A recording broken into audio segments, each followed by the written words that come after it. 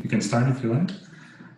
Okay, welcome everyone. It is my great pleasure to welcome and introduce my colleague Helmut Bölcskei.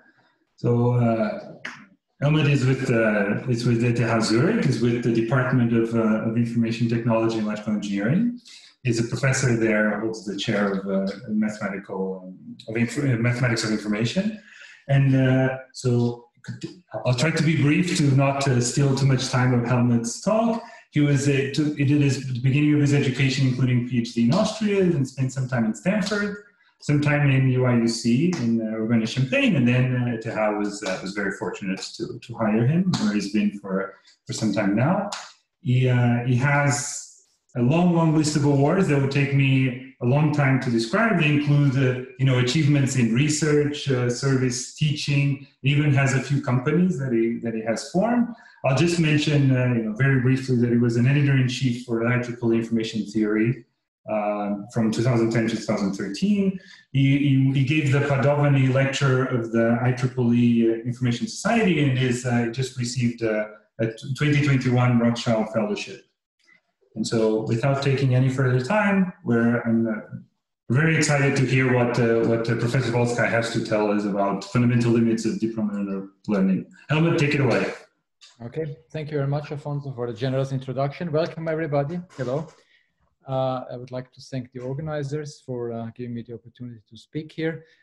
I would also like to thank my student, Dmitro Perekrestenko, who helped me with the slides. And this is joint work. These are two papers I'm talking about, joint work with Dennis Elbrechter, who is Philip Gross's PhD student in Vienna, Gita Kutinyuk at TU Berlin, Philip Peterson, now at the University of Vienna, and my student, Dmitro Perekrestenko. So what I would like to do is, I would like to develop something like a theory of that aims at understanding the fundamental limits of deep neural network learning. It's a completely deterministic theory. It has an information theoretic flavor, but it's of a Kolmogorov type, and you will see later what I mean by that.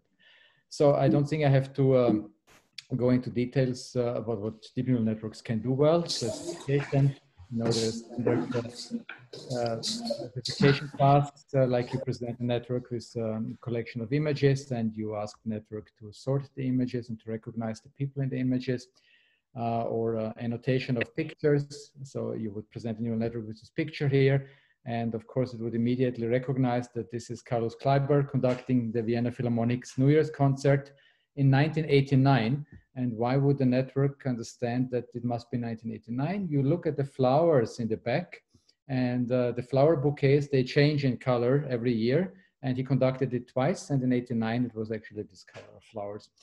Obviously, the reference I put here has something else. It has a picture of a stove with two pizzas on it, but I replaced it by this because I found it aesthetically more pleasing. Okay, so let's get into the technical details. What I mean by deep neural network is essentially a concatenation of affine mappings and nonlinearities. So mathematically speaking, you have affine maps, WL, equal to ALX plus BL. And so BL is often called the bias, and the AL is transformation matrix. And you have a nonlinearity rho that acts component-wise. The quantities we shall be interested in are network connectivity, M of phi, which is simply the total number of non-zero parameters in WL. So that's something like a measure of complexity of the network, but we will be a bit more sophisticated in terms of complexity measures. We'll be interested in the number of bits needed to describe neural networks that approximate functions from certain function classes with a certain quality. But more on that later. The network depths, L, or the number of layers, so it's simply the number of affine transformations, and the width of the network, which is the max, if you go back to this picture here, the max of the number of nodes across all layers, including the input layer. Good, so those are the quantities. So for now, just keep in mind M is the connectivity, and L is the depth, and W is the width. The question I'm going to ask is the following. We're going to isolate the impact of the learning algorithms. I'm going to assume that we have the best possible learning algorithm available. Of course, we don't know what it is. And we're also going to assume that we have full knowledge of the function to be learned. So of course, this is pushing it a bit far away from reality, but the aim of this talk is to understand what is possible if you can ignore the learning algorithm and you have perfect data. And that's why I say that these are fundamental limits. So essentially, we are asking how well functions, individual functions and function classes can be represented in terms of a concatenation of affine maps and nonlinearities that are applied element-wise. There are literally hundreds of papers on related questions. So the first ones that I'm sure most of you know are the papers by George Sibenko, 1989, and Kurt Hornig. And there's a paper by the group around Pincus, so Leshno et al.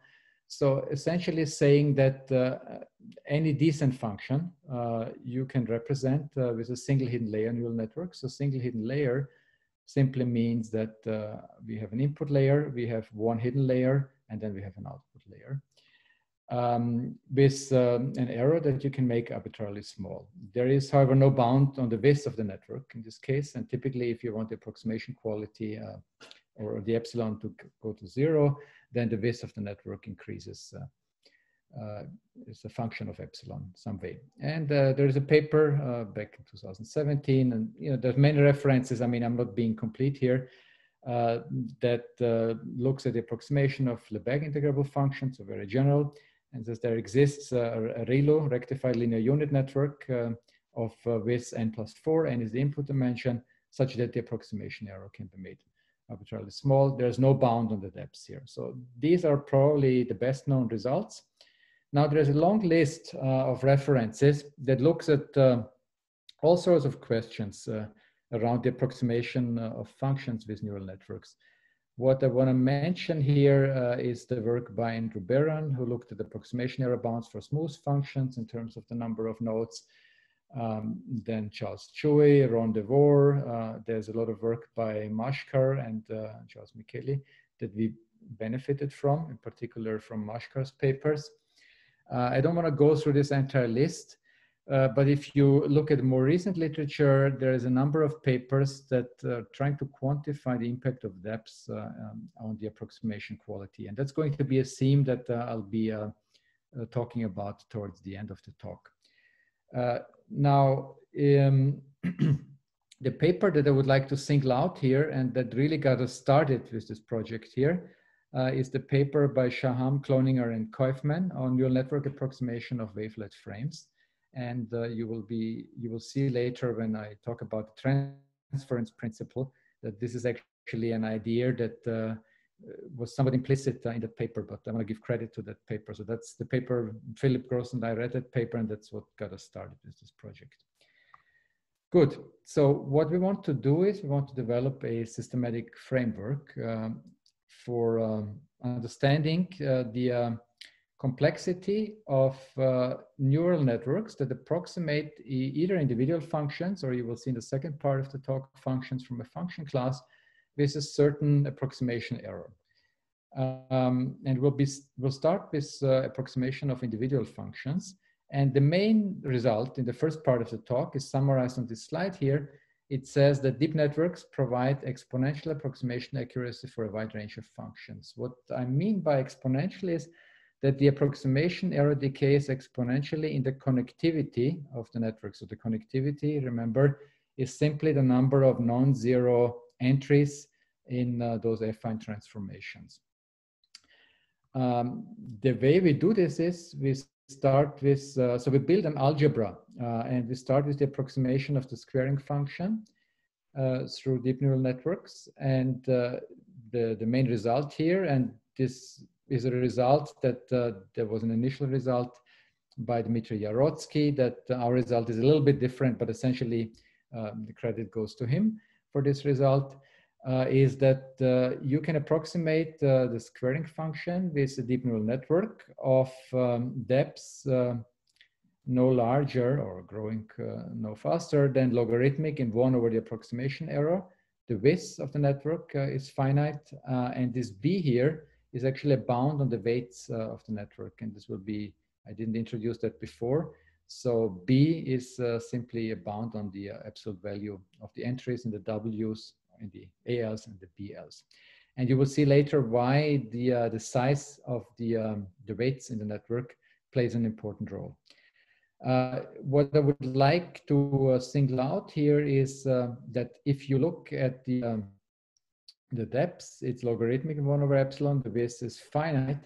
So if you put this together, what you get is that the approximating network has a finite width and the depth scaling polylogarithmically in 1 over epsilon.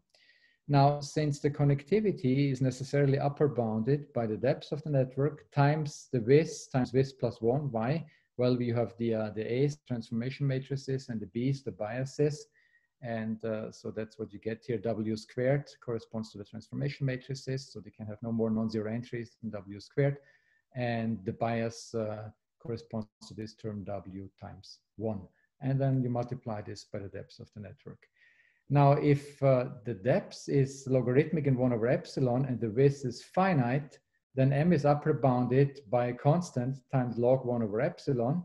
So if you rewrite this, you get the approximation error to decay exponentially in the connectivity. I put a P here. I mean, P in this case of the squaring function is equal to 1, but essentially we talk about exponential error decay in terms of the connectivity whenever we have such a relationship here with an arbitrary P. So finite width combined with polylogarithmic in 1 over epsilon depths yields exponential error decay in connectivity. So now we know how to do this for the squaring function. And if you're interested in the details of how to construct this for the squaring function, this is an ingenious idea by Dmitry Yarotsky. So what you do is you build a head function out of the ReLU function. So you take a linear combination of 3 shifted ReLU functions and you build a triangular function on the interval 0, 1. And then you start self-composing this function. So if h is the head function, you look at h of x and so on. And then you realize if you self-compose it 1, you get a double head function. If you self-compose it again, you get a quadruple head function and so on. And so you can build oscillating functions, etc. And so that is a principle that is underlying all our results, in particular in going from squaring to multiplication. And then once you know how to do multiplication, you know how to do polynomials, and then you have Weierstrass, and so on and so forth. So the way you do this for multiplication is you simply write x times y in this form here, 1/2 x plus y squared minus x squared minus y squared. So you have in parallel 3 networks. So you take an affine transformation of the 2 inputs, x and y, and you square it. So a squaring network, you square x, you square y, and then you compute a linear combination. So this is how you approximate polynomials. And of course, there's a lot of technical details, but essentially this exponential error decay goes through also for the multiplication function. And then you can take the next step to smooth functions. So Stone-Weierstrass doesn't allow you quantitative results, but you can do smooth functions through an idea, Chebyshev interpolation combined with the polynomial approximation network. So that is an idea that was first put forward in a paper by Liang and Srikant in 2017. And then finally, you can take this to sinusoidal functions, and those will play an important role later when we talk about the approximation of Gabor frames. So the idea there is the self-composition property, and by having a deep network, if you self-compose, you add depths, that you can construct this oscillating function or this multiple triangular functions. So you get this oscillation through depths in the network. Good, so that's for the approximation of individual functions. Now, I want to switch to the approximation of function classes. Why? Well, in practice, if you train a network, you try to find a functional relationship and you define a class within which this functional relationship lives. And then you have certain assumptions on that class. Typically, you try to describe its complexity through covering numbers, Kolmogorov-optimal epsilon-entropy, things like this. And the complexity of the approximating network, that we want to relate to the complexity of the function class. In particular, and now we are going to move away from complexity in terms of connectivity. So we're going to take an information theoretic approach, and we'll ask what is the number of bits needed to store a network that approximates all functions from a given function class. So we're going to look at the worst case error. So it's a fully deterministic theory. All functions from a given function class. And you need to describe the network topology, meaning you need to locate the non-zero entries. And the non-zero entries need to be quantized. So they are not allowed to be real numbers anymore because you need infinitely many bits to represent a real number. So we're going to quantize them, and then we're going to collect the bits that are needed to describe the network topology and the bits that are needed to describe the quantized weights. And we are going to put them all together and ask, what is the number of bits needed so that the network approximates all functions from a given function class to within an error of epsilon. In particular, how does that number of bits scale as a function of epsilon? And I have a quick question. Yes. Sorry for interrupting. Does the network topology and basically where the zeros are might depend on which function we're approximating inside of the class, correct? Or yes. That is correct? Yeah, okay. Right, exactly. But you essentially, you will see actually how we deal with that question later, but essentially you don't care. You just say, I look at the worst case error over the entire class, and I want to make sure that I have enough bits to represent any function, that function class, to within an error of epsilon. Good. The main result of this second part of the talk is summarized here at the bottom of the slide. Deep networks can learn optimally vastly different function classes. So what that means is the following. I'm sure many of you are familiar with these results back in the 1990s and the wavelet years, that wavelets are optimal dictionaries for Bezoff spaces. So it's this type of optimality that we will be interested in. And what happened in these series, and then there's also papers by Charlie Groechenik on Gabor functions or local cosine bases are optimal dictionaries for Feichtinger-Groechenik modulation spaces, so short-term Fourier transform type functions, or functions with finite short-term Fourier transform integral. The idea there is that you have a function class, you have to find the corresponding dictionary that approximates the functions in that function class optimally. For a given function class, the dictionary will depend highly on the function class, and there is no uniform dictionary that does well for various function classes. And you will see there are strict suboptimality results. And the main point I want to drive home in this talk is that deep neural networks are actually an optimal dictionary for essentially all the function classes you can find in the literature. So there's one structure, the deep neural network, and it optimally, in the sense of Kolmogorov, to be introduced shortly, approximates all these function classes. So if you want to take away one statement, one sentence from this talk, deep networks can do something that dictionaries cannot do. They can indeed optimally, in a Kolmogorov sense, approximate a very wide range of different function classes. So the rest of the talk is going to be devoted to proving this, or giving you the idea of the proof. So the theory we build on originally is Kolmogorov-Tikhomirov covering numbers, but I mentioned here David Donohoe because in 1993 and 1996 he had two papers in ACHA where he essentially formulated an encoding decoding framework based on Kolmogorov-Tikhomirov epsilon-entropy. And the way this theory goes, and so I am going to call this Kolmogorov-Donohoe rate distortion theory, and we are going to modify it a little bit, but I mean, these modifications are minor. So it's Kolmogorov-Donohoe theory. You have a compact set in L2 of omega, and you have encoders. And what do the encoders do? They map elements from your compact set, from your function class, to a bit string, to a sequence of zeros and ones, and the length of this sequence is L. And then you have decoders, D. They are presented with the bit string, and then they map the bit string back to an element in L2 of omega. And then you want to measure the approximation error. So what you do is you take a function f in a class C, you look at the error that you get by first encoding, mapping that function to a bit string, then presenting the decoder with the bit string, and measuring the distance between the decoded signal and the original signal. And that distance, you want the worst case error to be less or equal than epsilon. And in particular, we're going to be interested in the minimax code lengths, in the minimum lengths of the bit string needed to represent every function in C with an error of no more than epsilon. Okay, so you can already see how covering numbers come into play, and I'm going to make it more explicit shortly. We are not going to study the exact behavior of the minimax code length simply because for most function classes it's very hard to compute, but we're going to look at its scaling behavior. And in particular, we are going to look at the so-called optimal exponent, which is we call gamma star of C, which is the soup over all gammas such that the minimax code length is an O of epsilon to the -1 over gamma.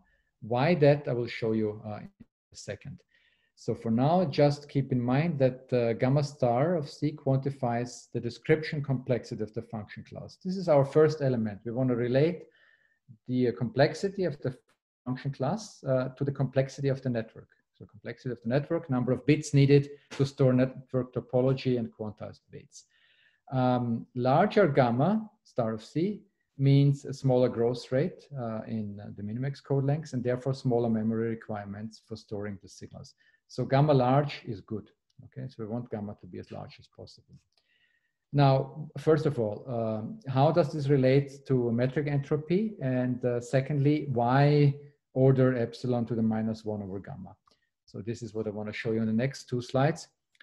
So if you look at metric entropy, what you do is you have a compact and you cover it with balls of radius epsilon, and the FIs are the ball centers. And then you look at the minimal covering, meaning you're trying to find the smallest possible number of covering balls so that you can cover the entire compact at an error of no more than epsilon. So you construct an epsilon net. And the Kolmogorov-optimal of epsilon entropy is the log of that number. Now, what is the log of that number operationally? What does it say? Well, it gives us an encoder in the Kolmogorov-Donohoe framework. Remember, an encoder takes an element from your function class and maps it onto a bit string. And you want to be able to decode with an error of no more than epsilon. So what you do is you do a binary encoding of the ball centers. How many ball centers do you have? You have n of epsilon, comma c. If you take the log to the base 2 of n, this is the number of bits needed to describe the ball centers. Now, the ball centers, if you encode the ball centers and you present the decoder with a bit string that allows the decoder to uniquely infer the ball center, it simply outputs the ball center, and here you have a decoder that decodes with an error of no more than epsilon. So that's what you would do in practice. And that's why metric entropy gives you essentially a description of the complexity of the function class. Now, what are example function classes and their metric entropies? So if you take the unit ball in RD, then the Kolmogorov-optimal of epsilon entropy scales like the dimension d times log 1 over epsilon. If you take L Lipschitz functions on the unit cube, for example, then you have L divided by epsilon raised to the power of d. So in many interesting cases, you see you either have this behavior here, like for L Lipschitz functions, epsilon to the minus d, or you have logarithmic behavior. So essentially, we summarize this by saying that many interesting cases, h epsilon of c scales like epsilon to the minus 1 over alpha times log 1 over epsilon raised to the power of beta. And in looking at the optimal exponent, you see what we do. We look at this expression here of h epsilon of c, and we ignore all terms that have growth that is slower than epsilon to the minus 1 over alpha. So whatever is logarithmic here, for example, we just shave off, and all we care about is the alpha in here. And so in our case, our gamma here would correspond to this alpha. So this is somewhat of a rough measure, but that's what the optimal exponent is. It's a crude measure of growth. So it takes the metric entropy and it shaves off these logarithmic terms. That's what we're interested in. Okay, good. So now switching gears, we're going to start by looking at dictionary approximation. If you remember, I told you that what I would like to establish is that deep neural networks are essentially an optimal approximating structure for a very wide class, a wide range of function classes. So let's start with dictionary approximation and let's formalize this. So this is Donohoe, 93, 96, and 2001. So what you do is you take a collection of functions, phi I, this is your dictionary, D, and you have a function class, this is your compact, and you are interested in approximating functions from that function class F as a linear combination of dictionary elements, and Ci are the corresponding expansion coefficients. And you're interested in particular in M-term approximations, meaning that you allow M dictionary elements to participate, and you measure the error here in L2 of omega norm. You can look at other error measures, etc. And you look at the worst case. So you look at the sup over F in C. And that you would like to decay like M to the minus gamma. M is the number of terms, and gamma is your exponent. We're going to relate it shortly to gamma star of C. And you're looking at the supremal gamma. So larger gamma means faster error decay. So you looking at the supremal gamma denoted by gamma star of C comma D. So C is the function class, D is the dictionary. So gamma star of C comma D says something about how well the function class and the dictionary fit together. So in other words, if now you go back to what I said earlier, if you take Bezoff spaces, take unit ball in Bezoff spaces, and you take as dictionary elements wavelets, then you get a gamma star of C comma D.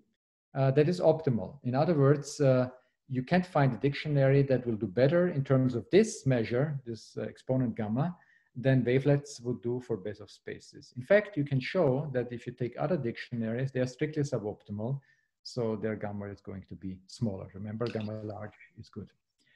Can I interrupt? Sorry, I have another question. How do you have to bound the size of the dictionary? And how, if so, what should I think of the size of the dictionary as? Very good. Yeah, I'll actually, I think it's already here on this slide. So you're asking what will be answered on this in the next slide. Let me show you those two slides. If it doesn't answer your question, please interrupt me again. All right, thanks. Yeah. So in principle, the dictionary is, of course, contains infinitely many elements. But so I want to exactly now answer the question that Alfonso just asked. For a given C, is there a fundamental limit on gamma star of C comma D when one is allowed to vary over the dictionary? In fact, if you take a dense and countable dictionary, you'll always get gamma star of C comma D to be equal to infinity. So best possible. Why? Well, because it's dense and you can just have a one-term approximation, you're done. So when we say gamma star of C comma D is infinity, then that corresponds to saying that we have a one-term approximation that can give you an error that is arbitrarily small. However, there is something here that is not terribly practical, namely identifying the participating elements in D is practically infeasible, exactly for the reason that Alfonso pointed out. You have to search an infinite set, and you need infinitely many bits to store the corresponding indices. And that's not going to do for us because we want finitely many bits to represent functions in our function class and later to encode networks. So what we do is, it's an idea due to Donohoe, 93, we restrict the search for the M elements in D participating in the best M-term approximation or representation to the first pi of M elements where pi is a polynomial. And this is what Donohoe called polynomial depth search. So essentially what this is saying is that you're allowed to search polynomially deep into the network. And you will see in a second why that is going to solve our problem. Polynomially deep, and no limits in principle on the order of the polynomial. So it's just, the whole and the entire analysis here is all just order of growth and so on. There is nothing that is tangible in terms of getting good constants and so on. So the whole talk is about counting bits, if you like. And another thing you require is that the coefficients that the CI in the M-term approximation, that they be polynomially bounded in M. This is a very light condition, and that's usually satisfied, but I'm just pointing it out. So you have polynomial depth search, polynomially deep into the dictionary, and the coefficients are polynomially bounded in M. Why is that of interest? Well, simply because it solves the issue that I pointed out here, that you don't have to search an infinite set.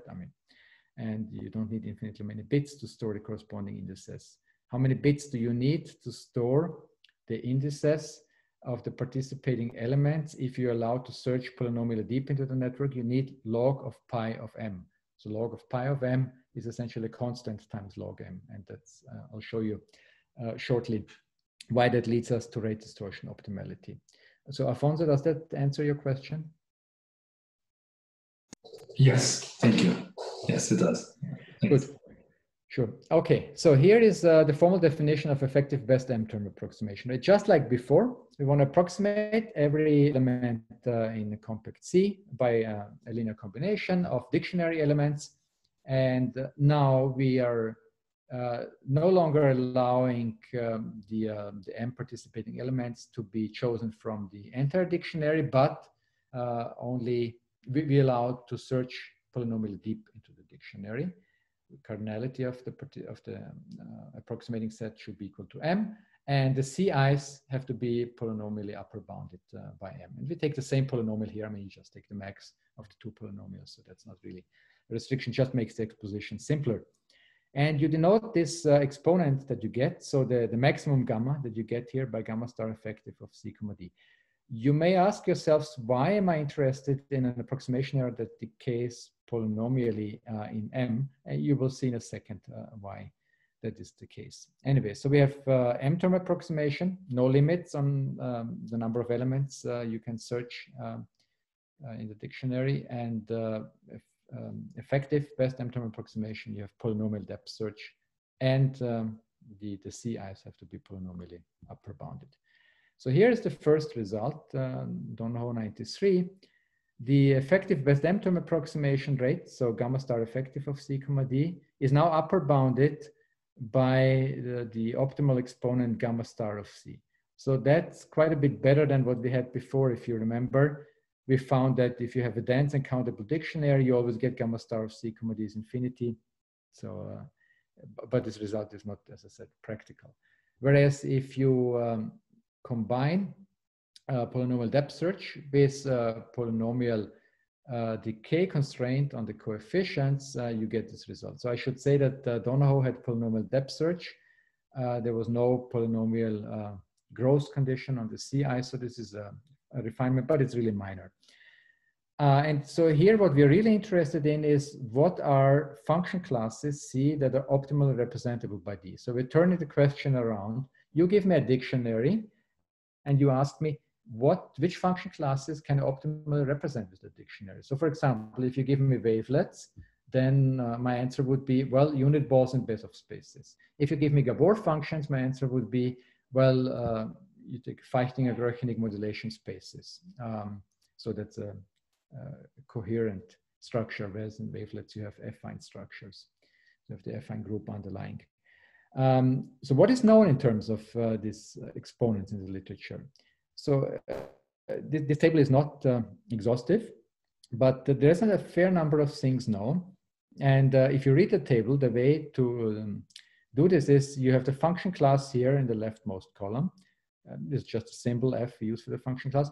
You have the optimal dictionary, and you have the corresponding optimal exponent. So this is the metric entropy exponent, the rough measure for scaling of metric entropy. And these expressions here in square brackets they actually are to be read as follows. If you take Sobolev spaces, then you have wavelets that are optimal. If you, and then you get gamma star of C is equal to M, and wavelets achieve this optimal exponent. This can be shown.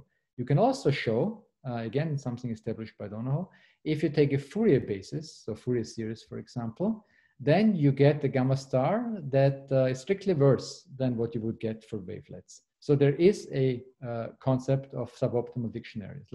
Likewise here, if you take Bezoff spaces, I mentioned repeatedly, wavelets are optimal. And you get the gamma star of C equal to S for the BPQS space.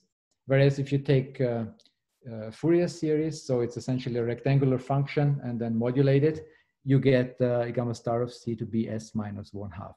So why did I include those suboptimal dictionaries? Because I wanted to make the point that I mentioned at the beginning of the talk, that there is no single dictionary that would be optimal for multiple or all these function classes. And again, the main result that I would like to establish is that now you look at this table here, and what I would like to show you in the rest of the talk is the deep neural networks get the optimal exponents here for all these function classes. So it's one structure.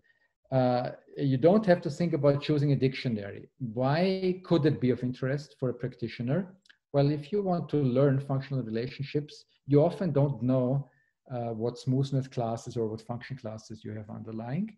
And so the moment you choose a dictionary, if you do this dictionary approximation, you have made assumptions on your functional relationship between your training data, for example.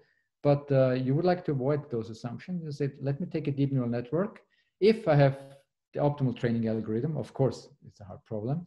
If I have access to all the data in the world, then in principle, there are no obstacles for my deep neural network to approximate this function class with an optimal exponent of gamma star of C, no matter what this function class is within this table, and actually there's many more. Okay. So now let's do, so all I'm going to show you is no detailed proof. Throughout the talk, the theme will be to show you back of the envelope calculations. So why polynomial depth search, and why polynomial growth conditions on the coefficients. Now, if you have a polynomial depth search, as I already mentioned before, how many bits do you need to represent an index of a dictionary element in pi of m many? Well, you need log to the base 2 of pi of m. Then you have m dictionary elements. So overall, you need m times log pi of m, which is equal to something that is of the order of m log m. So you have m log m bits to represent indices of participating dictionary elements. By the way, this m log m, this is actually the name of the game in this entire talk, and later also when we talk about deep neural networks, is always to be able to approximate functions, given function class, with order m log m bits. So that's what we're targeting. And when we take this theory, and you will see shortly, and transfer it to deep neural networks, everything is built so that in the end we get this order m log m approximation. So we want to encode the network topology with m log m bits, and m, what will m be in a neural network case? No longer the number of dictionary elements, it's going to be the number of non-zero weights.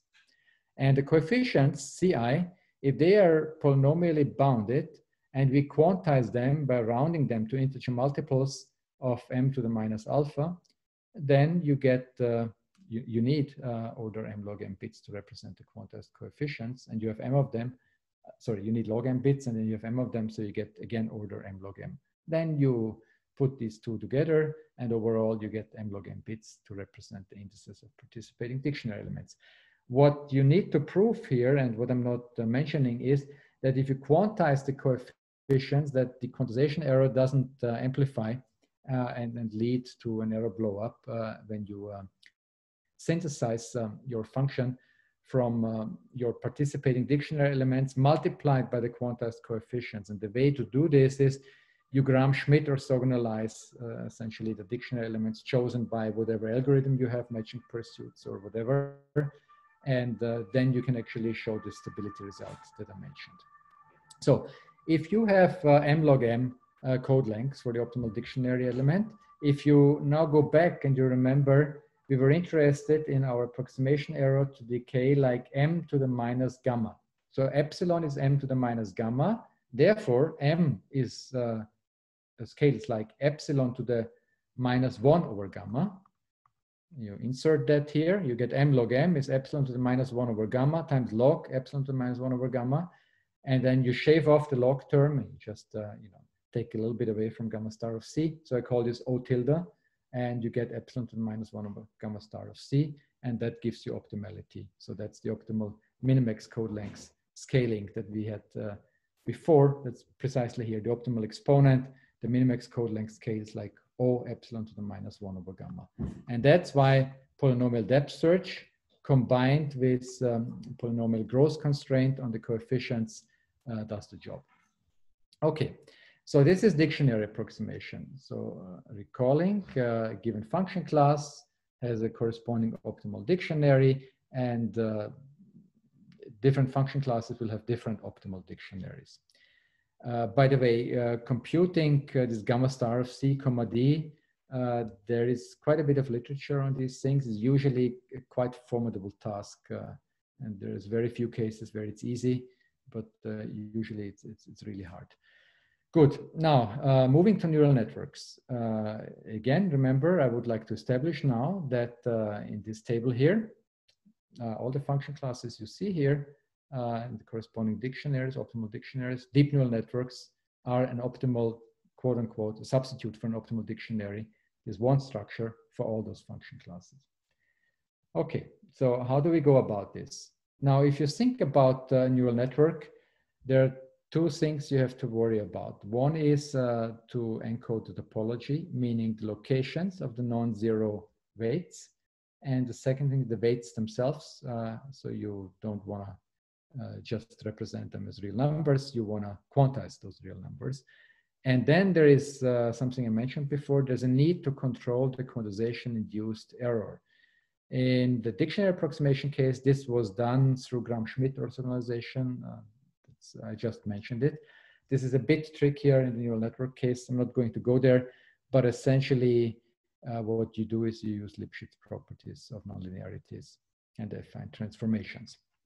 Okay. Now the entire story is very similar to dictionary approximation, and you don't even have to look at all the details. The only thing you should think about now is that your M, the number of participating dictionary elements in the neural network case, is now replaced by the connectivity, the number of non-zero weights. And the same error, we're interested in as before, so the soup over all F and C, and then we take the best possible approximation in terms of neural network phi. By the way, this NN means the first quantity here is the depth of the network. This is the width, input dimension, output dimension. And we want this to decay like m to the minus gamma. And again, m to the minus gamma. Why? Because in the end, we want rate distortion optimality. So that's why we're interested in this error decay. Good. So this benchmarks all possible learning algorithms that map a function f to a neural network. And I keep emphasizing, we don't know what these optimal learning algorithms are, but it's information theoretic thinking. You just isolate the learning algorithm, the access to data from the approximation task per se. Now we need to worry about two things. So first, encoding the topology, and second, encoding the non-zero weights in the network. Remember, in dictionary approximation, we had to impose this polynomial depth search constraint to get to be able to encode the indices of the participating dictionary elements with order m log m bits. It turns out in the neural network case, no such restriction or no restriction at all is necessary. Why? Because the tree-like structure of the network automatically already guarantees that its topology can be encoded with order m log m bits. And that I would like to again show you using a back of the envelope calculation. How do you do that? The total number of non-zero weights in the network cannot exceed, again, we had this before, the depth of the network times W squared, which gives you the number of non-zero entries or an upper bound thereon in the A matrices, plus W, this is for the biases. Now, if your connectivity is M, obviously, if you take a network that has this one and you invest all the connectivity into depths, then your depths cannot grow faster than M. If you take a single hidden layer neural network and you invest all your connectivity into this, then your this cannot grow faster than M. So you replace L and W by M, what you get is order M cubed possibilities for the locations of M non-zero weights. How many bits do you need to represent M non-zero weights out of a total number of M cubed possibilities? Well, you need log of M cubed choose M, which turns out to be order M log M. There you go, no restrictions needed, automatically guaranteed by the structure of the network. So again, what we had to impose in terms of polynomial depth search is automatically guaranteed by the tree-like structure of the network. You also need to be able to represent the network layout L and the n case, the number of nodes in each layer with order M log M bits. So that you need to show, but it's not all difficult. You can look at the paper if you're interested in the details. Now, in terms of depths, I told you the depths cannot scale faster than M. In our theory, what are we interested in terms of the depth scaling? Well, we are going to take, we're going to get inspired by the results on approximation of individual functions, squaring, polynomials, and so on, where we had the depths grow like log 1 over epsilon. Now, epsilon is m to the minus gamma. So if you insert that here, you get the depths to grow polylogarithmically in M. So that's what we're going to look at, like a polynomial in log M. So that's how the depths will grow, slower than M, of course. Weight growth conditions. Do we need weight growth conditions? Yes, we need polynomial weight growth conditions. Polynomial in M. Again, as I said, it's a fairly light assumption. Why is this going to guarantee that things will work out? Well, if you take a polynomial weight bound on your weights and you quantize them again to integer multiples of m to the minus alpha, then you can see that the total number of bits is log of m to some power, which is again logarithmic in m, and then you have m of those weights, so you get order m log m, and that's you put together with the tree-like structure of the network guarantees that the topology can be encoded with order m log m bits, and then you get rate distortion optimality. So summarizing, we have the concept of effective best aim weight approximation rate. Now effective here means something very light, much lighter than in dictionary approximation. It simply means that we have a polynomial weight growth constraint on, polynomial weight growth constraint.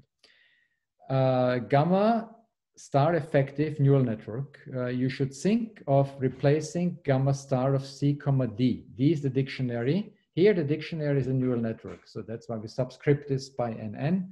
And we have a quantity that corresponds to gamma star effective of C comma D.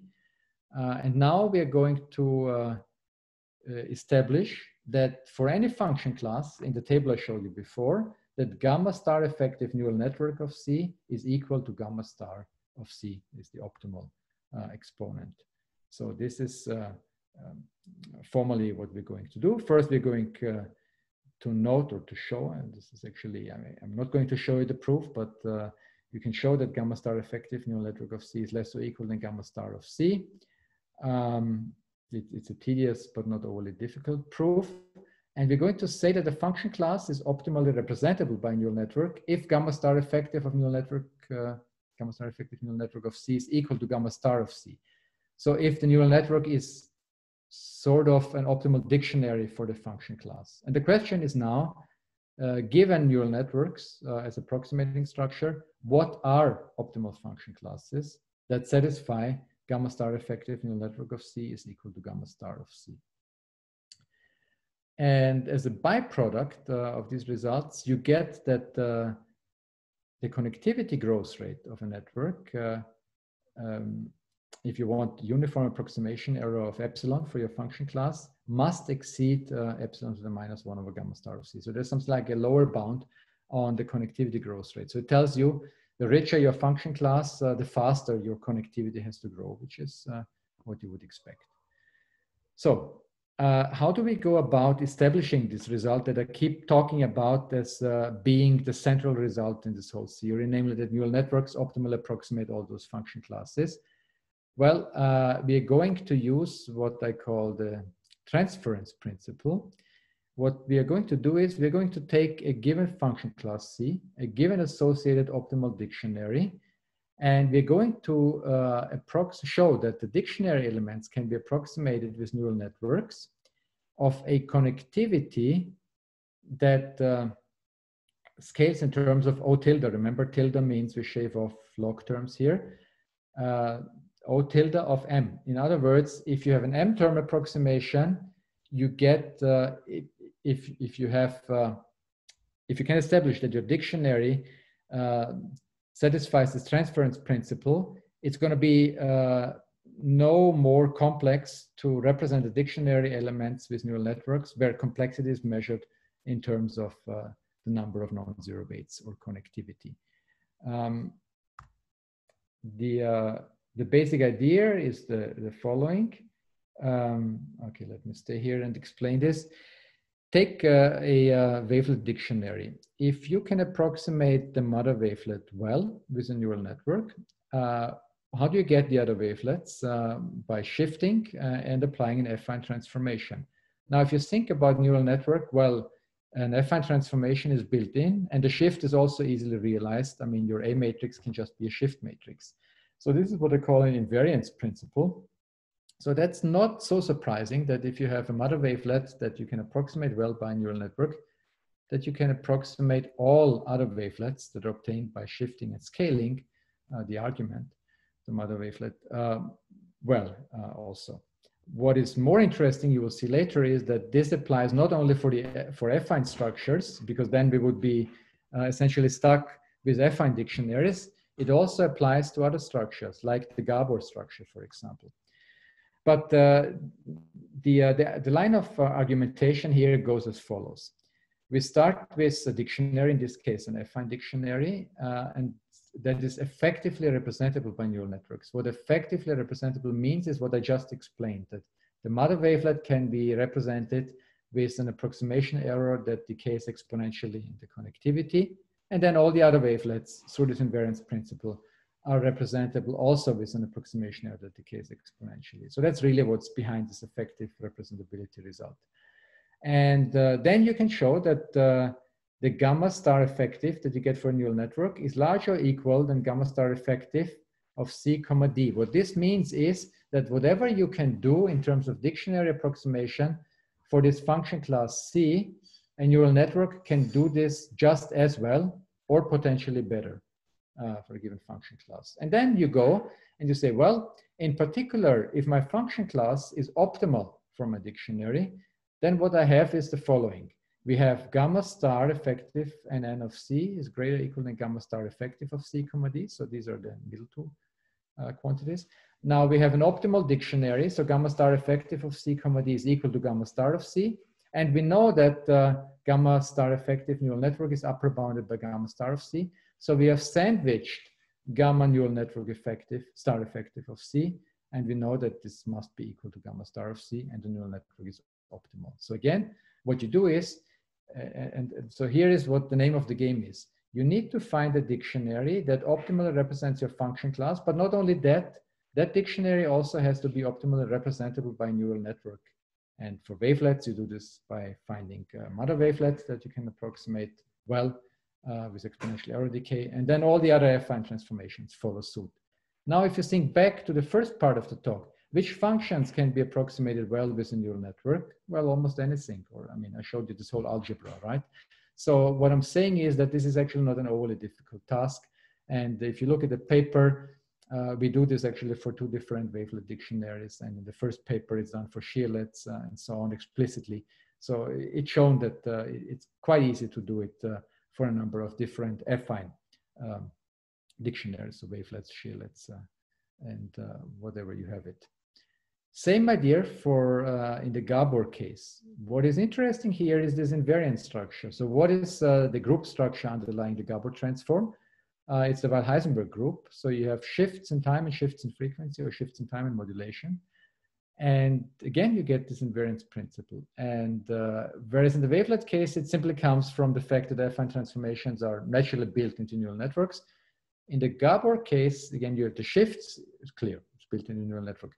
The modulations, it's less clear, but it follows from the result I showed you in the beginning of the talk on the approximation of sinusoidal functions, so cosines and sines.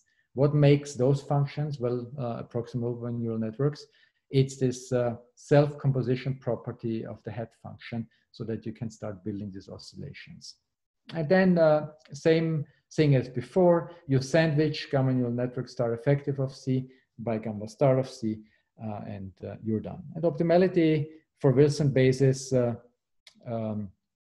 is based on this paper here. So essentially, if you have fighting algorithmic modulation spaces, then you get Wilson basis as the optimal approximating dictionary. And so here is the whole table. So all these function classes that you see here are optimally approximated by deep neural networks. Now I see that I should wrap up. So the last thing I would like to show you is that, is there something that neural networks can do that you cannot do classically? The answer is yes. We looked at two examples. There may be more, I don't know, but those are the two we found. There is this oscillatory textures that go back to work by Laurent de Monet. Those are known to be hard to approximate. So it's essentially functions of this form cosine of some scalar A times some function G, and G is some smooth function, times H. And these functions, you see it here on the left-hand side, they look like this. They're hard to approximate. In particular, the best known approximation rate is a low-order polynomial using so-called wave atom dictionaries. And another function we looked at is the Weierstrass function, continuous everywhere, differentiable nowhere. And again, best known approximation rates are polynomial. What you actually, turns out, can do with neural networks is that both structures are optimally, with exponential approximation error, approximated by neural networks. And for Weierstrass functions, this result was extended to more general fractals. So essentially everything that you can construct with iterated function systems, Dobschi, Devor, and Hanin showed, you can optimally represent with neural networks. So let me wrap up. So this is essentially the summary. Dictionary approximation, given a function class, given a dictionary, they may fit optimally or not, but every function class has a corresponding optimal dictionary. Neural networks are universally optimal for all sorts of function classes, in particular for any function class we could find in the literature. If you're interested in the details, here are the papers underlying this talk. And on that note, I would like to thank you for your attention, and I'll be happy to take any questions you may have. Thanks so much for the great talk, Helmut. Virtual clapping. Okay, so our floor is open for questions. If any of the panelists